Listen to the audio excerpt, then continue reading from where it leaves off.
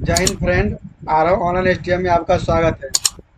Friend, आपको पता ही होगा कि हाल ही में सरकार के द्वारा जो महिला रोजगार के लिए 10-10 हज़ार रुपया प्रत्येक परिवार की एक महिला को भेजा जा रहा है।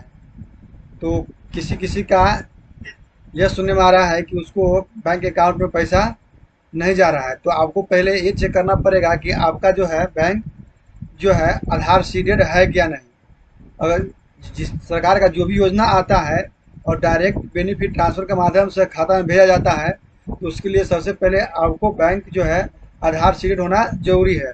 अगर आधार सीडेड नहीं रहेगा तो आपको इसका लाभ नहीं मिलेगा, आपके बैंक अकाउंट में पैसा नहीं आएगा।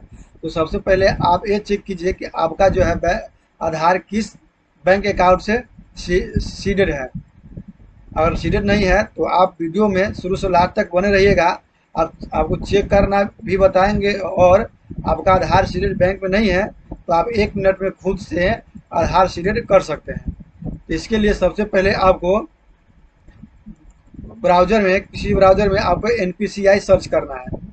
जैसे ही एनपीसीआई सर्च कीजिएगा तो सबसे पहले ऊपर में आपको national payments corporation of India का वेबसाइट खुलेगा, उस पर आपको क्लिक करना है। उस पर क्लिक करने के बाद एनपीसीआई का ऑफिशियल वेबसाइट खुलेगा। इसमें आपको क्या करना है कि नीचे दिया गया है कंज्यूमर पर आपको टिक बॉक्स करना है। टिक कीजिएगा तो आपको नीचे मिलेगा, आपको सबसे लास्ट में या भारत आधार सीडी, तो आपको इस पर क्लिक करना है। उसके बाद आपको यहाँ मिलेगा आपको आधार सीडिंग, आधार अकाउंट, आधार मैपेड स्टेटस, तो आपको इस पर क्लिक करना है। इस पर क्लिक करने के बाद आपको आधार संख्या देना। आधार संख्या देने के बाद आपको यहाँ कैप्चा कोड डाल के चेक स्टेटस पर क्लिक करना है। ओटीपी डालकर चेक स्टेटस पर जाइएगा तो आप जो है कैप्चा डालकर चेक स्टेटस पर जाइएगा तो आपको जो है आधार जिस मोबाइल नंबर से लिंक है उस पर आपको ओटीपी गया होगा, तो आप ओटीपी इसमें डालकर कन्फर्म कीजिएगा। ओटीपी डालने के बाद आपको कन्फर्म करना है। देखिए देखिए जैसे ही आप डालेगा आपका आधार सीडिंग होगा तो आपको आधार नंबर का लास्ट 4 डिजिट बताएगा। आपको इनेबल फॉर डीबीटी है, किस बैंक से सीडेड है वो बैंक का नाम ही बताएगा, और कब लास्ट अपडेट कब हुआ था वो बता देगा। मैपेड फ्लैग एस बताएगा, तो आपको इस प्रकार बताएगा। अगर आपका सीडेड नहीं है तो आपको यह नहीं बताएगा। तो फ्रेंड, इसका जो है सीडेड है।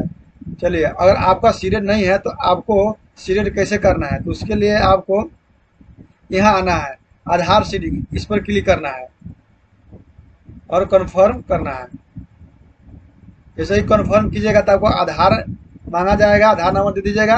आपको रिक्वेस्ट फॉर आधार सीडिंग में इस पर फिर क्लिक करना है। और आपको पहले से सीडेड है, आपको चाहते हैं कि डी सीडेड करना, उसको हटाने हैं, तो आपको डी सीडिंग करना है। फिर आपको इसमें आप जो भी बैंक हो आप अपना बैंक इसमें से चेक कर लेंगे। बैंक सिलेक्ट करने के बाद आपको फ्रेश सीडिंग में करना है। अगर आपको सीडिंग नहीं है तो फ्रेश करना है। और आपका सीड है और सेम बैंक के सेम अकाउंट में है, आप चाहते हैं कि उसका दूसरा बैंक में करना, तो आपको इस जगह टिक्स बॉक्स करना है।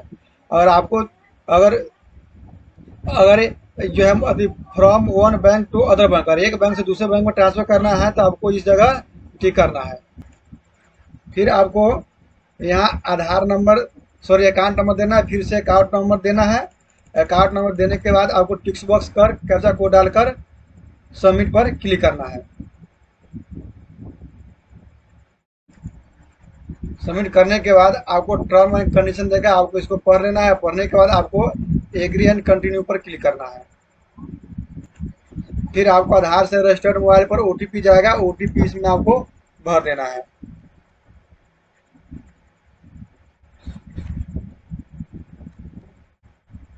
फिर आपको यहाँ कन्फर्म करना है।